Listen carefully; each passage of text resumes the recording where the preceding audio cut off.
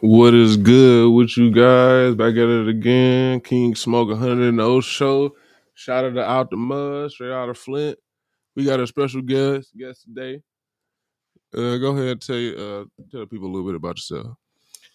Yeah, it's your boy Josh, aka Jay the Mustang, and I'm from Flint, Michigan. Still in Flint, Michigan, and I'm currently I am an amateur MMA fighter, and here I am at the podcast. Welcome to the podcast. Good vibes only. So give us a little bit of background on like where you started and happened in the middle and how you got here today. How you get to be the person you are. Well, growing up here in Flint is what I started at. Single mother, 4 siblings. I'm the second oldest, so growing up was it was rough, because Flint is not like the happiest place, and not too many people actually, some people don't make it out. So as a kid though, it was like, it was like middle class family, and we moved around a lot. Never like stayed in one spot for too long. Where your people from? Well, my mom is from Grand Blanc, which is, like the suburbs, obviously, for people who don't know. It's like the suburbs of Flint. And then my pops is from, he's from Flint too. So What kind of schools did you go to when you was coming up? well, elementary, I went to a school called Eisenhower here in Flint. And then and that was until like the 5th grade. And, I was the quiet kid in school, you know what I'm saying? And just really, not knowing how to really open up, and It was there. really not knowing like what crowd would I fit in at and all that stuff, so Yeah, I was how was your stay in Grand Blanc, with that slightly changed? yeah, going from Flint schools, because my mama was like, she wasn't having it, she didn't really like, she didn't want us to go to the public schools in Flint because of all the bad stuff, it happens and stuff. So she got us up out of there and moved us into Grand Blanc school, and I was in about the 5th grade. And the change was different because this prior school I went to was a mixed crowd. It was whites, blacks, Mexicans, all that. And this one, it was predominantly white. So, I was the light skin, I was the mixed kid. So I didn't really know, what group to fit in. Like I didn't know, what group to fit in at. So I would always try to be cool with the white, the white people and all that. But they'd call me a poser and all that because I try to act like I was into like the shoes they was into and the skateboards and all that, knowing damn well I didn't even like that stuff. Yeah. So being like light skin in like a white school, it felt like you couldn't really fit in anywhere, and you try to fit in on one side, they reject you because you was kind of like the outsider, so you kind of feel like a little bit rejected down there. Yeah. At that age, you don't really know yourself like that. You're basically trying to find yourself. So, I didn't know who I was for real and all that. So I'm learning myself. I'm learning like what type of people is do I actually can I associate with and be comfortable with, you know what I'm saying, at that time at such a young age. So yeah. So I got a question. So with that, so you say you're interracial, right? Yes. So, what is Hispanic and white, black and white? Yeah. My pops is black. My mom is white. Okay. So when going to school and you say you were trying to relate with the white kids, why do you think you leaned towards the white kids more so than the other? Well, it wasn't that I leaned more towards the white kids. I'd say it was just the school was Because the school was it was more white, and so the black kids was few, and it literally was only like maybe 2 or 3 of us in the classroom. So so you were just trying to survive. yeah, so In a sense. I was basically like you take a land animal and throw them in the ocean and they try to swim, like Right. You say I got a little bit of this in me, a little bit of that. So which one am I going? yeah. Like it was new, And, so. and then what was my other question? And so, but at growing up, um, what side, if not both, do you relate to the most, or that you feel you kind of? Well, I always felt like I related to my black side more because Okay. when I was in school and I was like teased or whatever, bullied, whatever, it was always the white kids. It wasn't ever no, Oh wow. yeah, it wasn't never no black kids. So I always was cool with them. They was always cool with me, and you know what I'm saying. Never had no problem. So That's a subject for another. I would love for you to come back and we speak on that and have that kind of discussion, because I've always wanted to have a discussion with interracial people to see that conversation and the different dynamics that most people probably don't pay attention to. oh yeah, no doubt, Yeah. no But doubt. back in your hands. So, what Kind kind of of role models do you think you had in your life? Do you believe your father was like a positive role model? What kind of person was your dad? Well, my pops was he wasn't really present when I was young, when I was a real young age. He didn't actually start coming around until I was about 16. He started coming around more, and he actually had a big influence on me because he was a fighter. He was a boxer, so I always looked at him as, oh, he's this big, this big tough guy, can't no one stop him. You know what I'm saying? In my eyes, that's how I looked at him. So I did, in a sense, want to be like that, especially because of some of the stuff I had to deal with the other kids and stuff, with being ridiculed and all that for just being, quiet and to myself and not knowing how to express myself. And so I did look up to him in that sense. And then, like I said, when I was like a teenager, around that age, we started going to the gym together and lifting weights. It was just exercise, and then he threw the gloves on me. It was, All right, well, one second. Let me just ask you this. So as a as a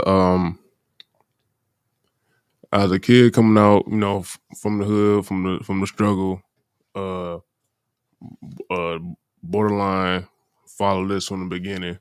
How did that feel for you as a young man? Actually, had a dad actually come back and put some time into you and some effort into you.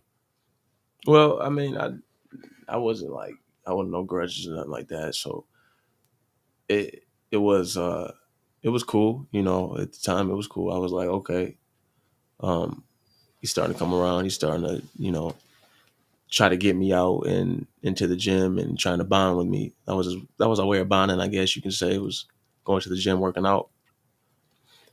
And then eventually he tried to get me to box. He took me into the boxing gym and showed me just how the scenery and the environment, and was like, hey, you know, you can get in there. And at the time, I'm like, I'm not getting in there. I'm what, 16, 17. I have no, you know, Would you have that seen people getting is, slept in there? I just, it's funny actually. Clarissa Shields was sparring someone in there, and she was sparring a guy at the time. And my pops was like, hey, you see her? I mean, at the time, she's my age. So at the time we was both like on like 16, 17. He's like, hey, you see her? She's gonna be something big, which actually really happened. It was crazy, right? He trying to put you on, son. But he was like, basically, he was just showing me everything and like, hey, Yeah, introducing you and and then stuff. trying to get me in there. I'm like, I don't think I'm ready for that. You know what I'm saying? Yeah, at the time, I'm like, I'm not healthy. I'm smoking cigarettes and smoking weed, popping pills. My body is not healthy at the time. Would you like all on the block? Yeah, I was just, I was always chasing a high. At the time, I didn't have an aim during those periods, those teenage years. What do you think kind of like developed that type of personality in you back then? My reality, you know what I'm saying? Like, and the people I was hanging with and stuff like that. Um, the people I was hanging with, they was like, you know, they wasn't going to school. They was just like dropping out, and So they started delving into the pills and all that, and that's when I followed, and stuff like that. And how you get yeah, to be the person you are today? Amateur fighter, trying to become better every day. well, man, that really kind of that idea really kind of set in when I got sent to prison, and that's kind of when that instinct to just I want to fight, I want to get this whatever this is in me, this anger, this aggression, this Find a positive way to express it. yeah, this bad energy, I got to get it off me, When did you go to jail? What time when you leave? I went to jail when I was 17, and armed robbery, and I sat in jail for about almost a year, and then they finally sentenced me to 9 years, 9 to 20, and then they sent me to the big boy joint, and that's going through those times right there. It's probably some of the hardest times I ever go through. But that's hey, it made me just want to just fight. What You made know, what made those times so hard? or just being away from family and not being confined, not being able to do what you want to do, and not being able to eat what you want to eat, and a bunch of things. You just missing out on time. That time just passing by, and all you got is time to think and just memories and all that. So you got out about like It was 9, so I got out when I was yeah 26. about 26. And how old were you when we met? I met you at like 27, 28. Uh, I was 28 actually when we met. So It so was it was about 2 years ago. so what happened between 26 Josh just getting out of prison to you leading up to like meeting me at 475 when we met? Well, for first thing first, what inspired me to really fight too was also I used to watch it a lot. I used to watch when I was in the joint. I used to watch like the UFC fights, about all the boxing matches and all that.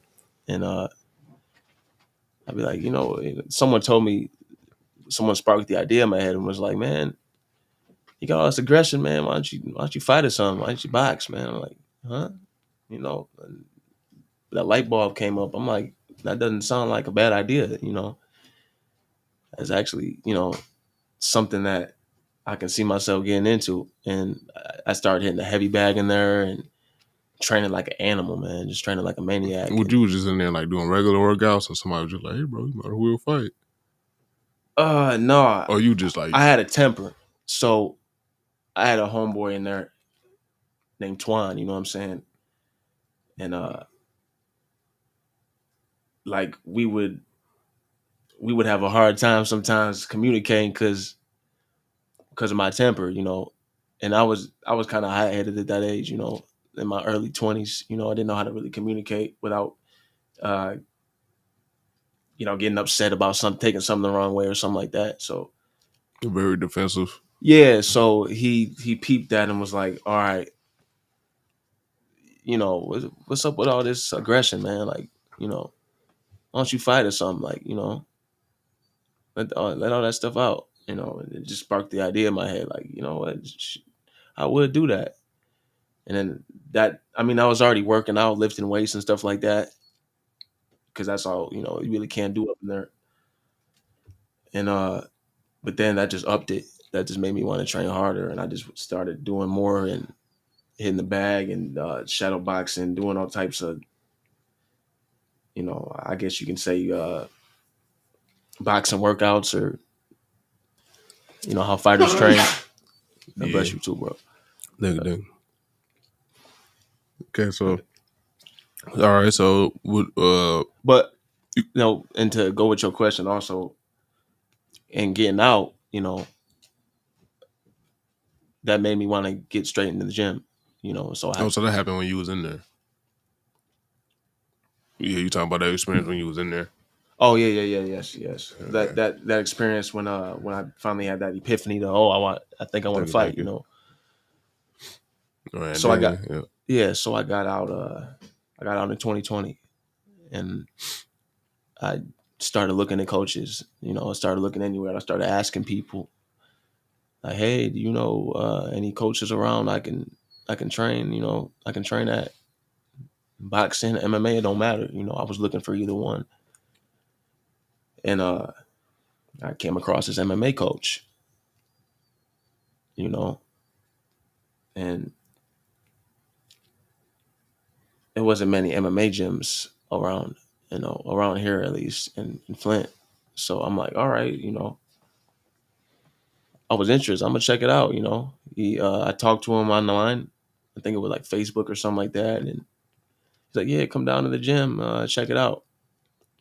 I was like, you gonna see me there, and I went there. I seen it. I tried it out, and I fell in love, man. You know what I'm saying? All right, so you were trying to mixed martial arts gym, and then you just decided to like visit the boxing gym after that. So you were training in mixed martial arts first. First, all right. So first you touched a little bit of boxing with your pops, and then after that you just kind of conditioned your body for a while, and then you dived into mixed martial arts with him. And then what you decided? Like you just wanted to try boxing? Well, when I was doing mixed martial arts, I was training and I had competed and I had some fights under me. Actually, what was it? I want to say I only had one MMA fight at the time when I had started before I had started boxing.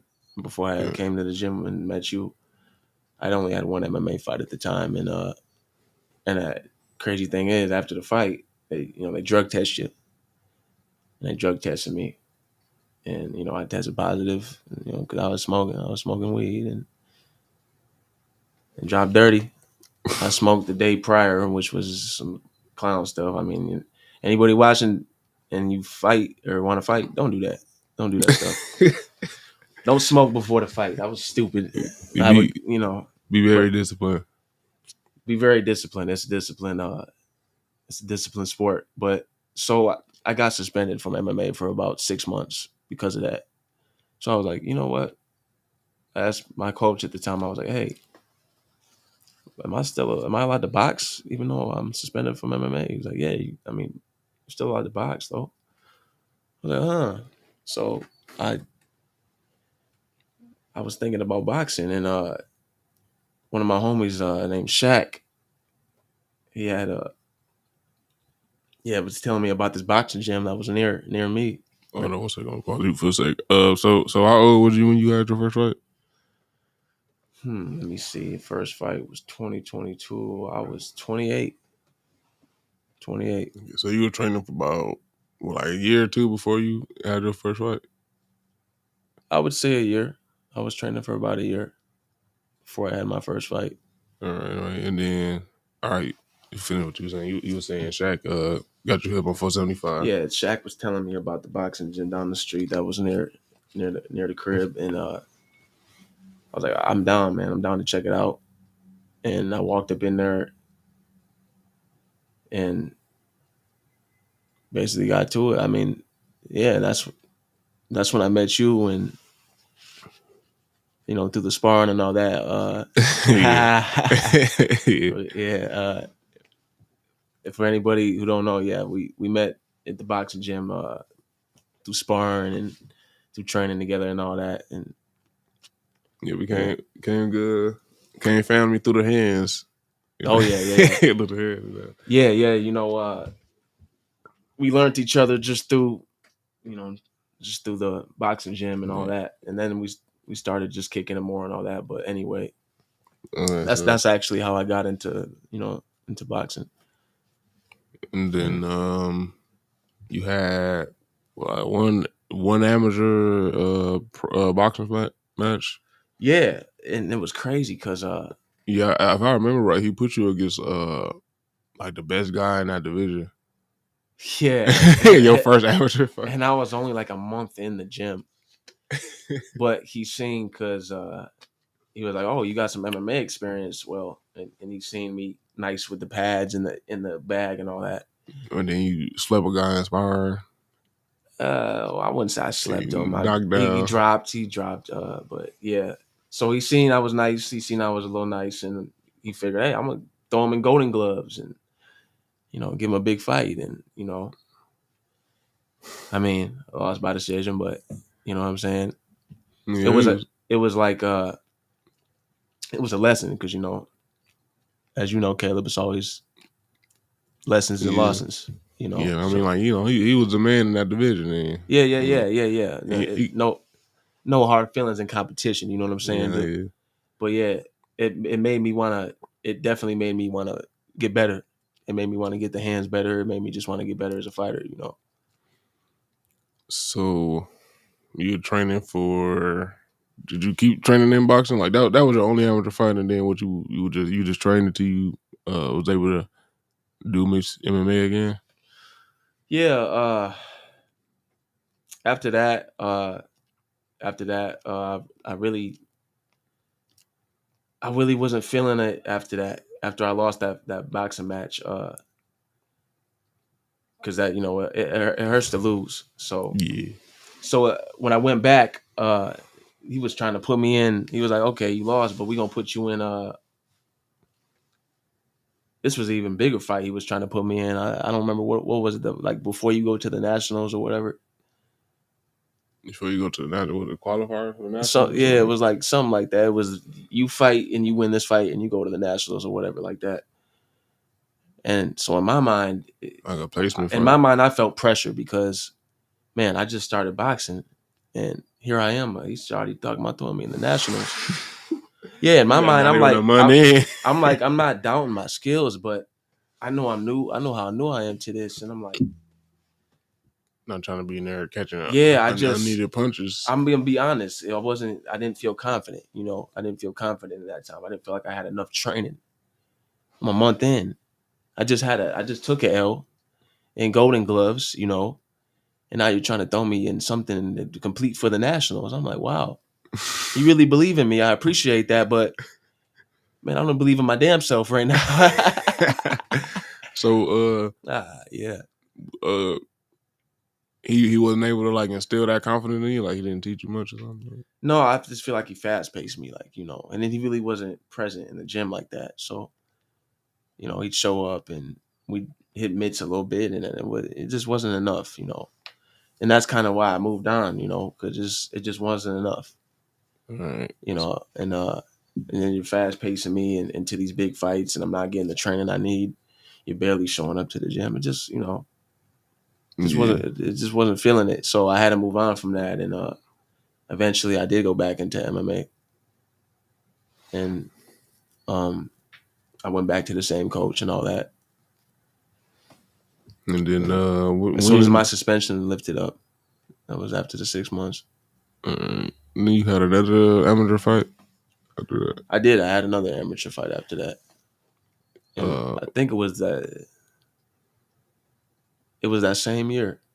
So you had, how many you had altogether? How many fights you have altogether?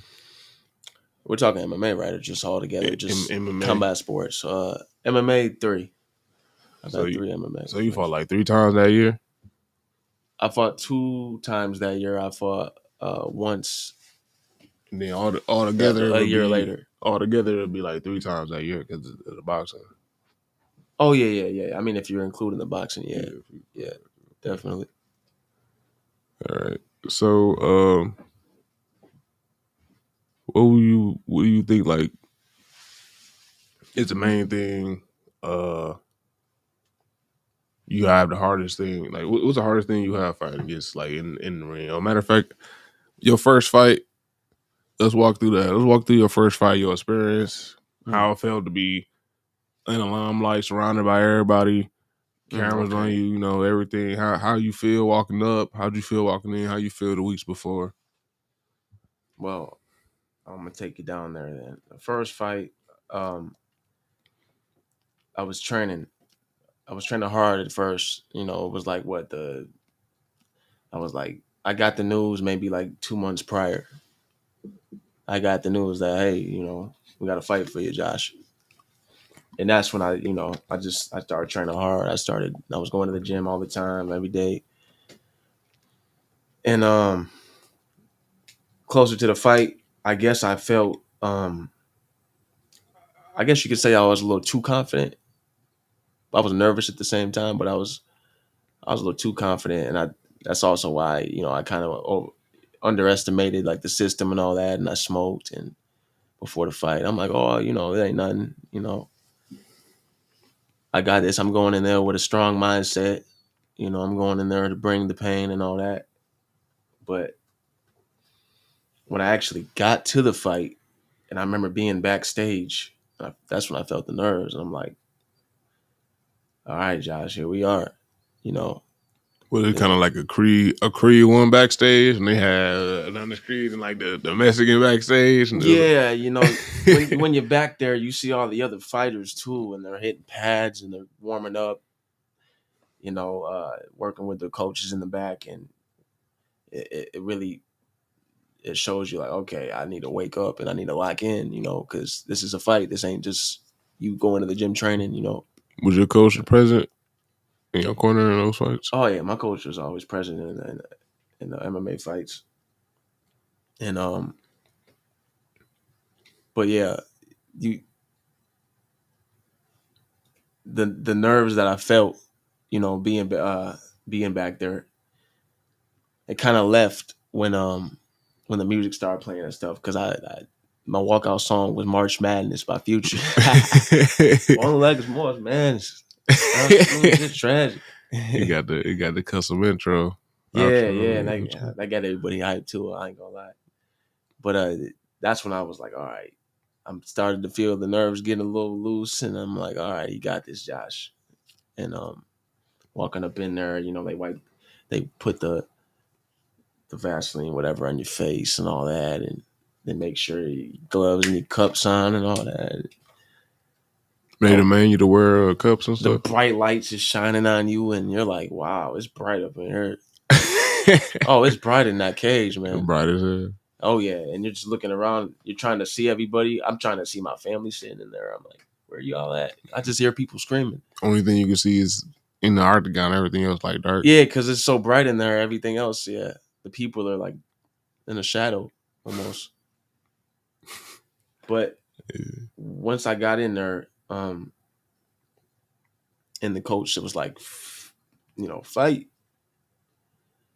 That's basically I just went straight go mode, you know, and I went straight for it. And I came in there, I started swinging, and when then I hit him with a good punch, he took me down. He grabbed me, scooped me up, took me down, and so now we're on the ground. And see, at the time, I used to neglect the wrestling. You know, that's a big part of MMA is grappling and wrestling. At the time when I was training, I used to neglect the wrestling.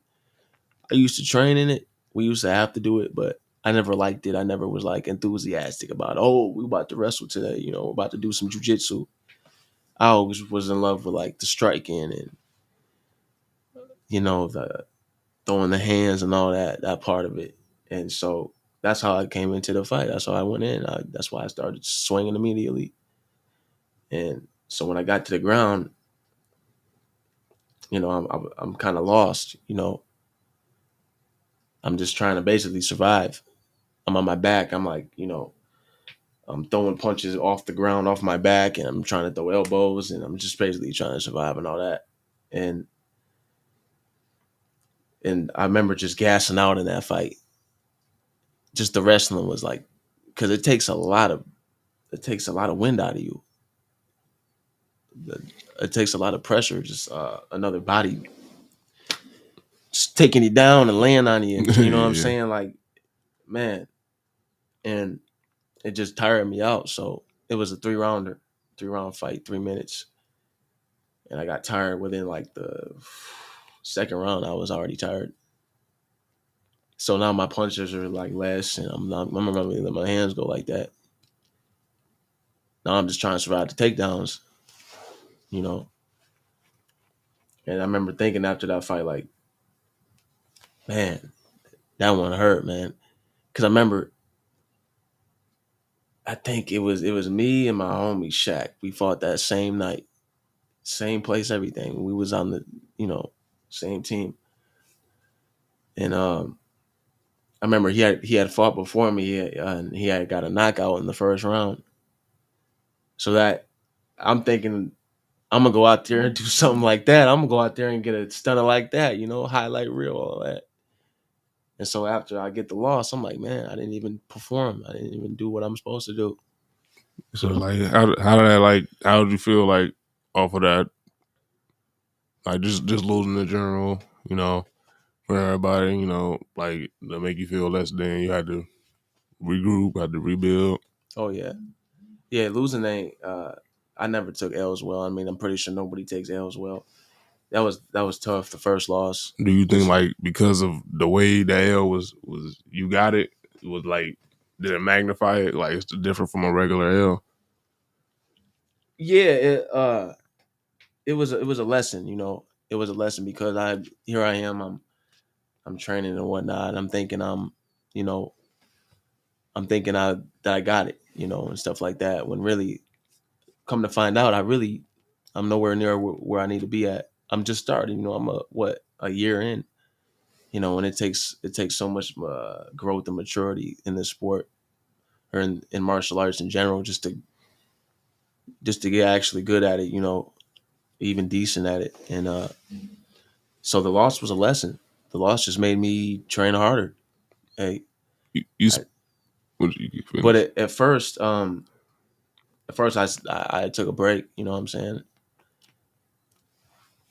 Did you, And well, yeah, as you know, I that's when I went into the boxing and all that. I got the suspension, and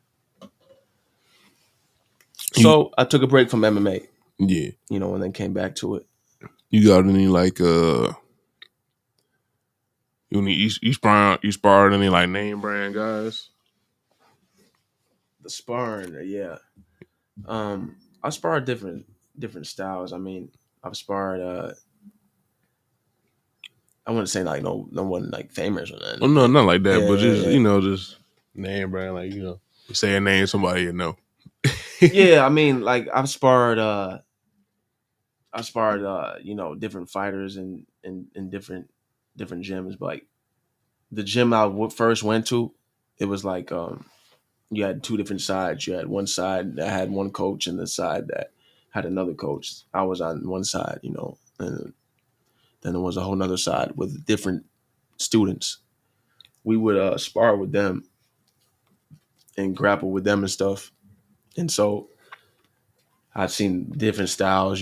Some people are more kick heavy, some people are more punch heavy, some people hit harder than others. Some people got the size advantage, and You still and with that same coach, MMA coach? nah. I realized that the training just wasn't it. Just What I, was it? What was it lacking? just it just wasn't like it was missing you know a lot of fundamentals. You know what I'm saying? The coach, I just feel like it was basic. If you're a beginner and you're trying to learn something, you're trying to learn maybe a new martial art. It's cool. He's cool for that. But if you're really trying to improve and evolve and, you know, get better in this. And I mean, he's not it. You know what I'm saying? He's just not it. So I had to look elsewhere. You know. So outside of your father and your life experiences, and uh, you want to express your emotions in a positive way. What else kind of Mm. pushed you to be a fighter? Do you got like anybody you look up to, any shape or form? Like, you got any guides, or something like that to kind of like, okay, this individual, I might have a bad life, but I seen that this person had a similar life and they still, on top of doing whatever. Well, I feel like fighting is a way to let your pain out, right? Everybody got something they hold on to or whatever. They got a story to tell, and that's my way of telling my story. That's my way of expressing my pain. You know what I'm saying? I'm not a talker, right? Like as a kid, I was the quiet one, right? I wasn't social. This is my way of being social and expressing myself without having to say anything. You know, Forever. it, it's for okay, chama, but Shama. chama, but yeah, it's just my way of speaking and my way of letting me be myself. You know, and so that's why it's called martial arts. It's an art, you know, and that's the unique thing about it is you can have your own unique style. You can be You can express artistic. your own art in it. You know, you don't have to be one way or this way or that way. Okay, You know, okay. I mean, as you would know yourself, being a fellow martial artist, you know. All right. So you don't really look at nobody as like a uh Well, I mean, I did look up to, you know, I looked up to fighters like Mike Tyson, Muhammad Ali. I used to study. I mean, even now I still study some fighters just to, you know, work on my skills and stuff like that. But those were big influences to me too. And then when I used to watch UFC and be influenced by like Anderson Silva or, you know, Rampage Jackson, all the guys that was knocking people out, you know, I'm like, man, I want to put someone to sleep like that too. and that, you know, I would say those were some big influences on me at the time. And also video games, man, like Tekken and Street Fighter, man. In your mind, you think you what? I can go Super Saiyan too. Yeah, in your mind, you think you got those same powers or whatever, you know. But yeah, Yeah. oh yeah, Some but people do. yeah, Yeah. definitely. I have a question. So you spoke on being the quiet kid, being that you didn't speak a lot. Now you fast forward, and at 17, you ran into life, and life ran into you, and then you had to sit down for a minute. What do you think caused you to even go in a direction, being that you were reserved and not someone that wanted trouble or tried to create trouble, but life? What could have kept you away from going to prison, or what was it that led you to that role that caused you to be in prison? Um, I would I would say like lack of like role models and just lack of like good men in my life. You know what I'm saying? As far as like fatherly figures or, you know, even uncles or stuff like that. You know, you always got an uncle or a cousin or maybe even a big brother to look up to. I didn't really have that. So I'm really just trying to look where I can where I can look to, you know. And so it just led me down the wrong path. I feel like that wasn't all of it, but you know that definitely played a major role in it.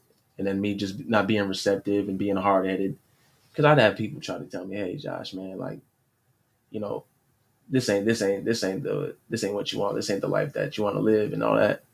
I wouldn't listen. You know, I still go out there and, you know, try to be a street dude and all that, which is what led me to, you know, prison, wanting to be this thug, this street dude, hanging with the wrong folks that influence it. You know, being in the hood and being around that environment.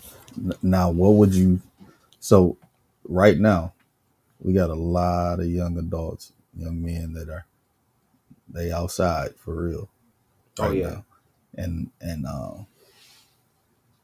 the all the folks is looking for them and looking at them. What would you, for those that this may come across and they see you, what would you tell them about not wanting to go to be incarcerated? What would you tell them? Give an expression on what you would say to somebody that's going on a path to end up in prison, to not go. If you had to deal with somebody who was just as hard headed as you and on the same path, how would you change their mind? That part. Well, I would say, but look at yourself, right? Believe in yourself. Believe in whatever it is that you're in love with, because everybody has something that they love or have a passion for it. Whatever it is that you have a type of love or passion for it, and you can do it in a positive way. Do it. Don't doubt. Don't be like, oh, I have to do this. I have to do rob and do this stuff I'm doing because this is the life that was given to me. No, you know, I mean, y'all youngins, man, y'all can change that. Like the new gen is the new gen, and they making up the future right now. So If you don't got the platform, make it.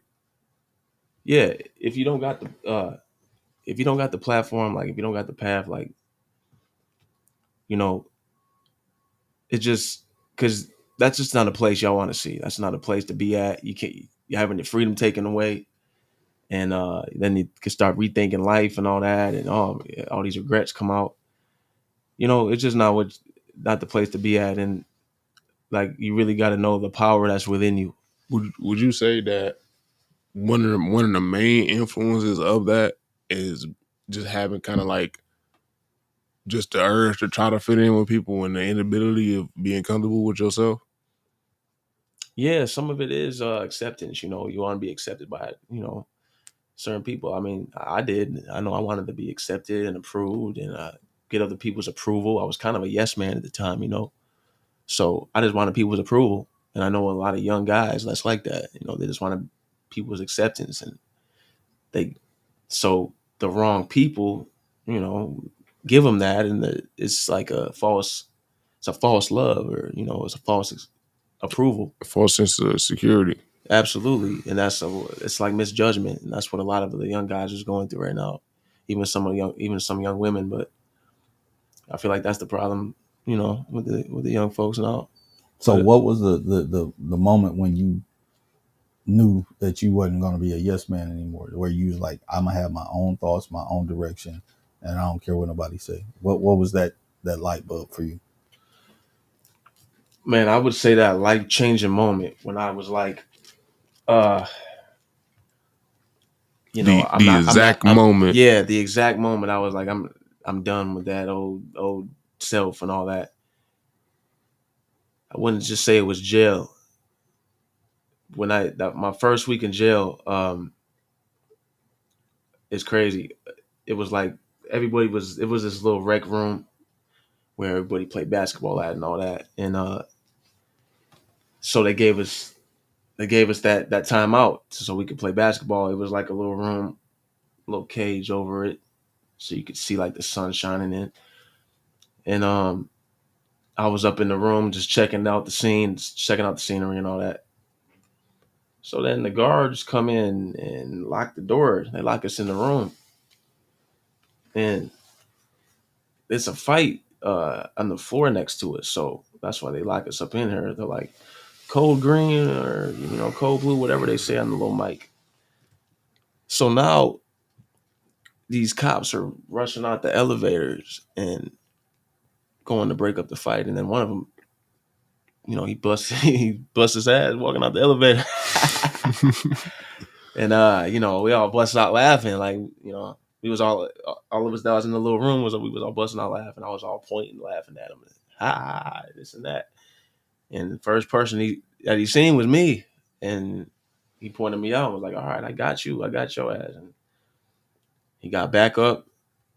It was like, man, it was like about 4 or 5 of them, man. Everybody sat against the wall because they knew what time it was, and then they came in there and put their hands on me, pop, pop, pop. You know what I'm saying? And I just put my guard up, boot. You know what I'm saying? And they put the cuffs on me, And then you can't do nothing with cuffs on, right? They threw me in the elevator, slapped me up a little bit, and then threw me in the hole.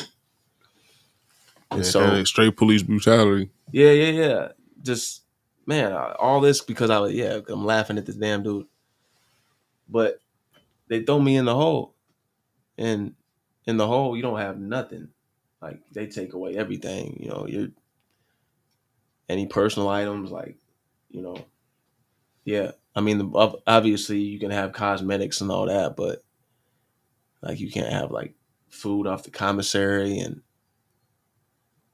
you know what I'm saying, like in certain occasions. But and then you got to wake up at like real early just to eat breakfast, man. It was What time you had to get up? man. I had to get up at like 6 a.m. just to eat breakfast. Sometimes earlier than that. He'd knock on the door. What'd he say? Child, what to eat? I'm like, no, I'm half asleep. I'm good, man. I'm trying to go to sleep. You know what I'm saying?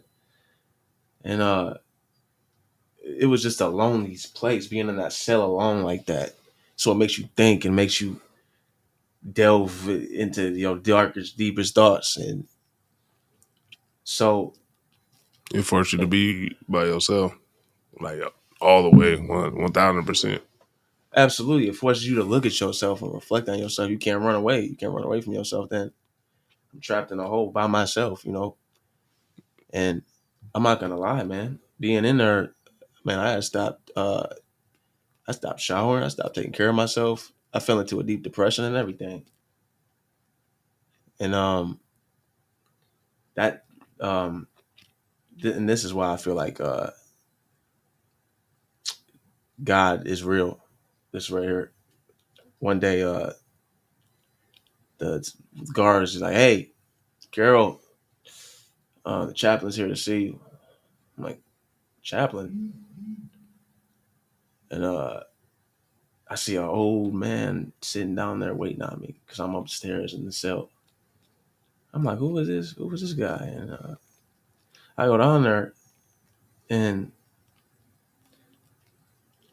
I had just gotten wiping tears off my eyes because I was going through it.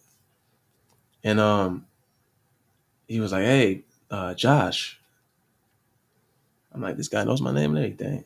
I mean, I know I'm in the system and stuff, but he's coming to personally pick me out." And then he was like, "Do you know Jesus?" And I was like, I've heard of him. I don't know him. I don't know him like that, you know. And then he had the Bible sitting across the table for me, and he slid it my way and was like, "I want you to have this."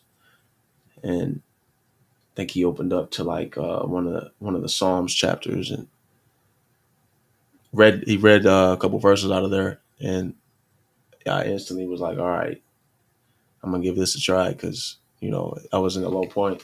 What about those verses? Kind of like gave you that thought, like dang, like what are like verses that was Well, it was like rest in the Lord and wait patiently for Him, and commit your way to the Lord, and He will give you the desires of your heart and all that. And it was like comforting. It was like peace. It sounded peaceful. It sounded calming, and so I was like, all right, let me check this out. Let me see what this book's about. And plus, I'm reaching out to God. I'm already trying to I was already praying and all that, just because of the times I was going through, the mental mindset I was in. And so I would read that thing every day. I read that Bible every day, and I didn't know what I was reading. I didn't know what the heck some of that stuff was. I was just reading it, and it just felt comforting at the time, And that's when I kind of shifted, man. And I was like, I ain't trying to do I ain't trying to like do the same stuff I was doing when I was out.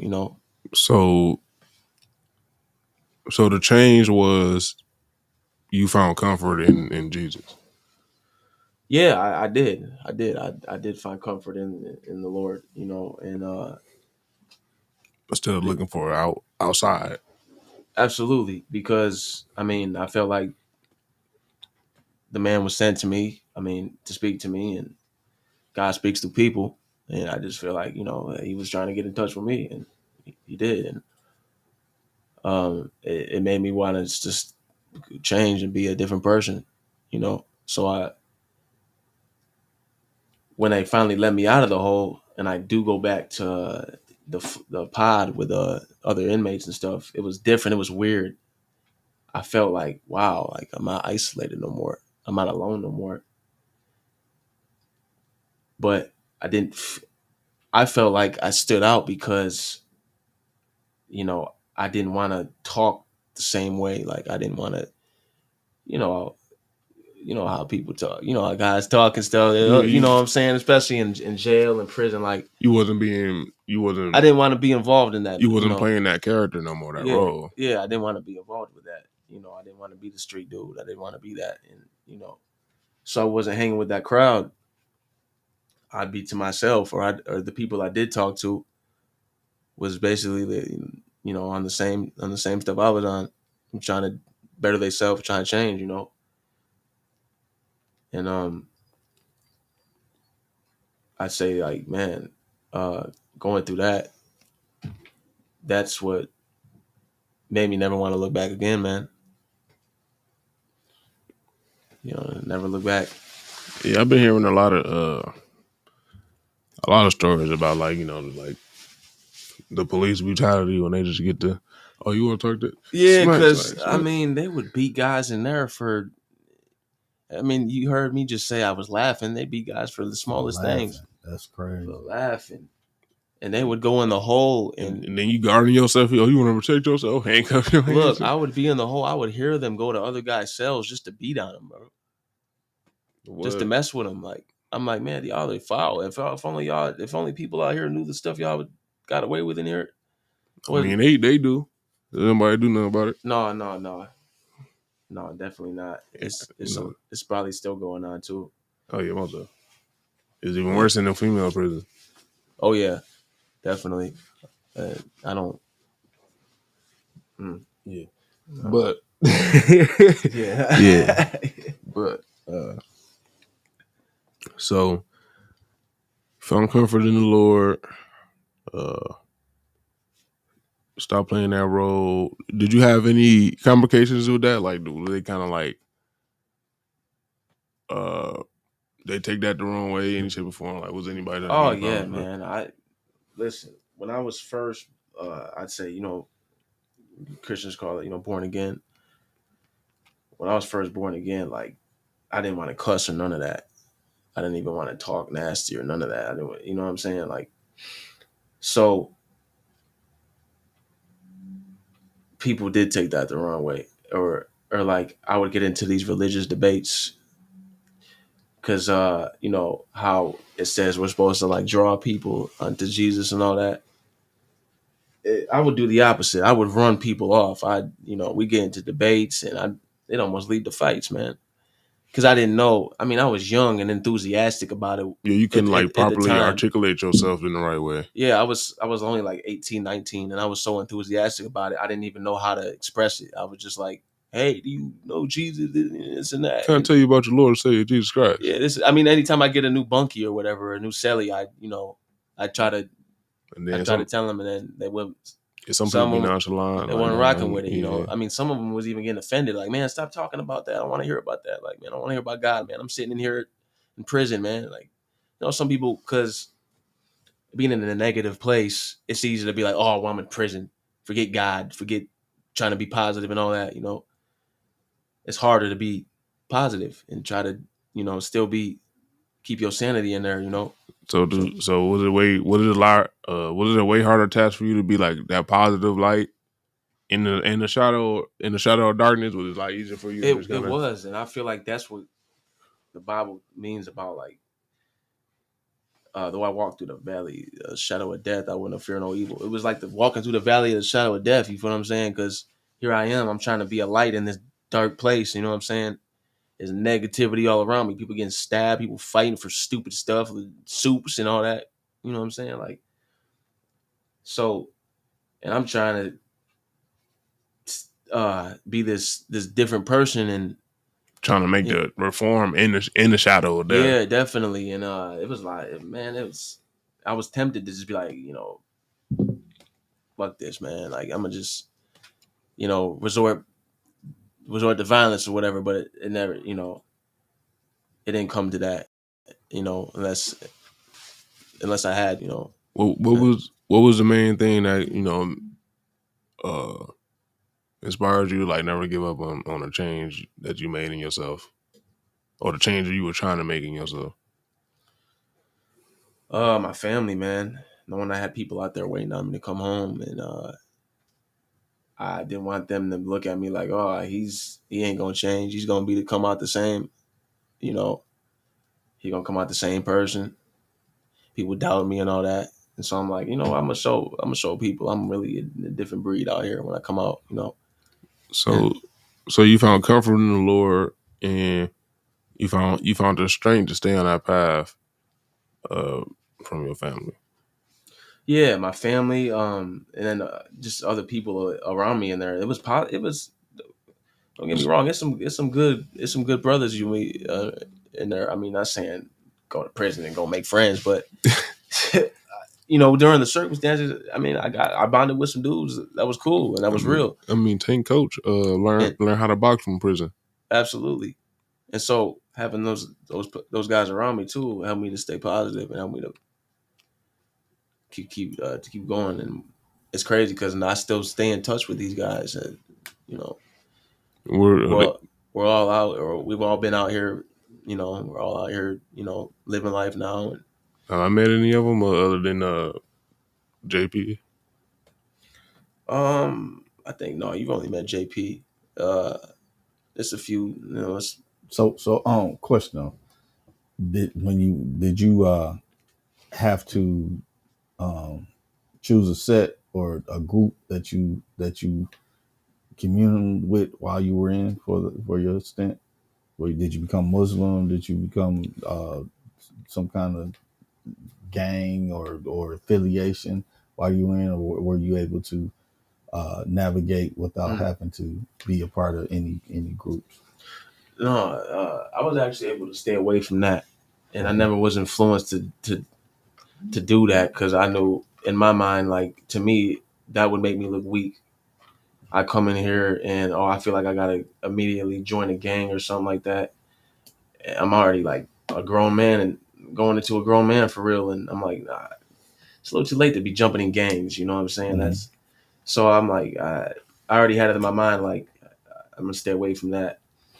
It's funny though. First prison I landed at, a guy did try to try me. He was like, it was lunchtime, and I sat at the table, and he was like, "Hey man, this is such and such table. Like you can't sit here." I'm like, "Huh?" I'm looking at this guy like, "Huh?" And then he walks away. I stand up, like I look at my food. I'm like, I ain't moving. What the heck? What do you think I'm? What do you think I'm in? I sat back down. You know what I'm saying? And then I guess my bunkie at the time was affiliated with him. They was in the same gang and Vice Lords or something like that. And allegedly, right? No names or nothing. You know what I'm saying?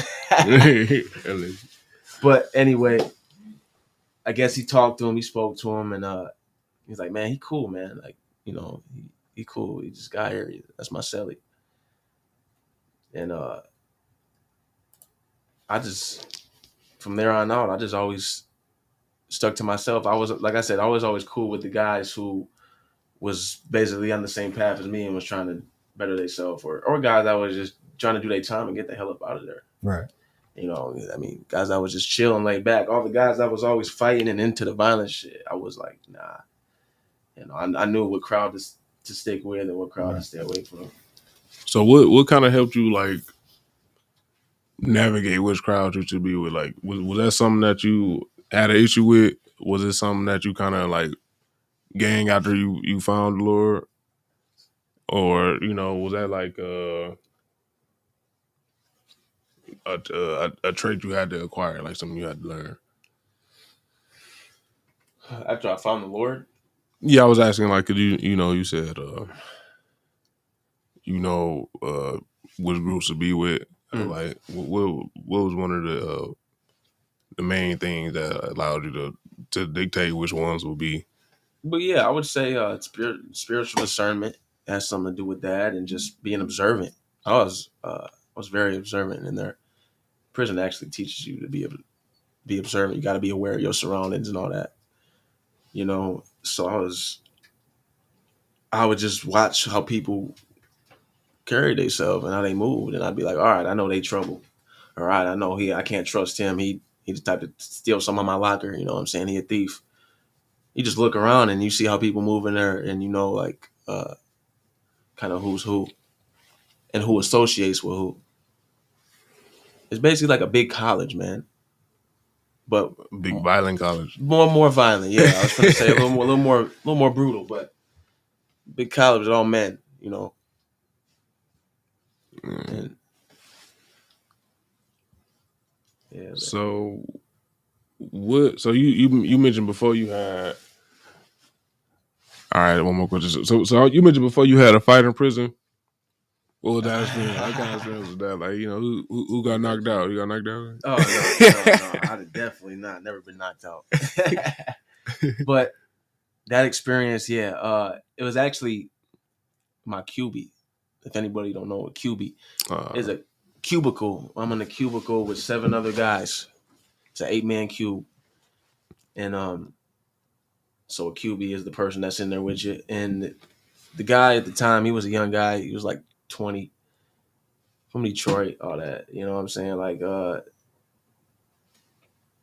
and he was like rowdy. He was new. He didn't know how to act. He didn't know how to do time. And I'm chill. I'm to myself. I'm like, I'm cool with him though. At the time, I'm like, no, he seemed like a cool young cat. I mean, I'm not getting too close to him, but we in the same queue. I'm gonna be cordial. I'm gonna be cool with you. You know what I'm saying? And then, it was crazy because how we got into it, because it was like wintertime. So, you walk in the snow and you leave tracks, you leave footprints. So we're in the cube, and it's like mud tracks leading in, and and he just walking in and out and ignoring it, and I'm like, hey fam, like you gonna take care of this? I wasn't trying to be disrespectful or rude. I was just asking, like, you gonna take care of this? He was like, yeah, man, I got it, this and that. I'm still walking outside and all that. I was like, all right. And then nothing, like time passing 15, 20, 30 minutes. I mean, I'm sure y'all heard of count time. We got count time at a certain time where we got to be on our bunks and they count us up and all that. So I'm like, time's ticking. And I'm like, this guy is leaving more of a mess. I'm like, so I say something else. I'm like, hey fam, I mean, I don't want to keep getting on you, bro, but I'm not trying to clean this up, and it's almost count time. I mean, and that's he started acting irritated, like, like, man, if you so worried about it, why don't you do it? I'm like, I'm not gonna clean your mess up, man. And then he started getting a little disrespectful. He kind of waved me off, like, man, quit talking to me. I took that the wrong way, because I'm like, you're not gonna just treat me like that and just disrespect me like that, man. Like, we got to live in the same area, like, and you ain't gonna just think you can do that to me every day type stuff. So I waited. I talked to his bunkie, because his bunkie was sitting across from me, and I'm like, hey, I'm about to whip your bunkie's ass, man. Look out for me. Look to see if any cops are coming or anything, And as soon as the guard walked by, I waited for him to walk by. Boop. I stole on him. You said that's what you get for leaving 30 tracks in the queue. I mean, yeah, and let's just say I came out on top. But yeah, But you did. He over there sleep, you napping. It wasn't sleep. He wasn't sleep, but he tapped. He tapped. He hit him with the wrestling. No, he tapped off punches. So that'll be all for today. That's once again, this is Get It Out the Mud, straight out of Flint. King Smoke 100 show. It's a pleasure speaking with you guys. You know. Oh yeah, pleasure speaking with y'all. Jada Mustang, y'all already know. All right.